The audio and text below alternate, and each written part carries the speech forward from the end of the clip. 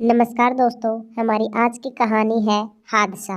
बाबा आप कब आओगे? दीदी की शादी को कुछ ही दिन बचे हैं। बस बेटा 2-3 दिन का काम बाकी है, वह ख़त्म कर दूँ फिर आ जाऊँगा। तुम सबके लिए कपड़े भी खरीदे हैं और मैं नहीं चाहता कि मेरी बिटिया रानी की शादी में कोई कमी रहे, इसलिए कुछ पैसों का इंतजाम करके भी आ रहा हूँ। सुरेश की 2 बेटियां और एक बेटा था। बड़ी बेटी का रिश्ता तय हो चुका था और कुछ ही दिनों में उसकी शादी थी। उसकी शादी के लिए पैसों का बंदोबस्त करने वह शहर गया था ताकि अपनी बेटी की शादी बड़ी धूमधाम से करे। उसके ससुराल वाले सारे मेहमान भी खुश रहे। वह गांव का रहने वाला था। अपने बच्चों के सपनों को पूरा करने के लिए शहर में जाकर नौकरी करता था ताकि अपने बच्चों को खूब पढ़ाए लिखाए। दिन रात मेहनत मजदूरी करके दोस्तों से पैसे उधार लेकर अपने गांव के लिए ट्रेन में सवार हुआ। उसके सामने वाली सीट पर एक शादीशुदा जोड़ा बैठा था, जिनकी गोद में कुछ ही महीनों का बच्चा था, जो पहली बार अपने नाना नानी से मिलने जा रहा था। बाजू में 2 बच्चे थे जो अपने माता पिता के साथ खेल रहे थे और बहुत ही खुश नजर आ रहे थे क्योंकि वे लोग घूमने जा रहे थे। सुरेश भी उन बच्चों को खुश देखकर मुस्कुरा रहा था। उसने अपने घर पर फोन करके बता दिया कि वह ट्रेन में बैठ चुका है, कुछ ही घंटों में अपने गांव पहुंच जाएगा। आने की खबर सुनकर सभी खुश हो गए। पिता की आने की खुशी और नए कपड़े गहने, इन सब की खुशी जो पिता लेकर आ रहे थे।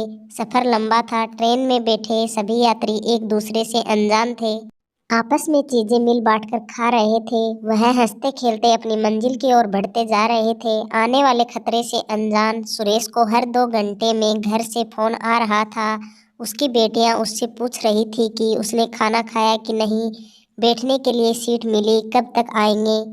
अपने परिवार से 1 साल बाद मिलने वाला था। बड़ी बेटी को शादी से ज्यादा बाबा के आने की खुशी थी। बाबा की लाडली थी, इसलिए बाबा का बेसब्री से इंतजार कर रही थी कि इतने में उसके चाचा बड़ी हड़बड़ाहट में घर पर आए।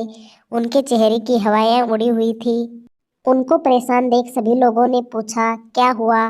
चाचा ने ऐसी बात कही कि सबके पैरों तले जमीन सरक गई। बड़ी बेटी चिल्लाई, जल्दी से बाबा को फोन करो। फोन की घंटी बज रही थी लेकिन कोई जवाब नहीं मिल रहा था। परिवार वालों की बेचैनी बढ़ती गई। सबकी आंखें आंसुओं से भर गई। बेटा छोटा था, समझ नहीं पा रहा था। पत्नी भगवान से दवा कर रही थी। बेटियां बार बार फोन कर रही थी। काफी मतरबा करने के बाद किसी ने फोन उठाया। हेलो, मैं इंस्पेक्टर रामदास बोल रहा हूँ। यह सुनते ही सबके होश उड़ गए।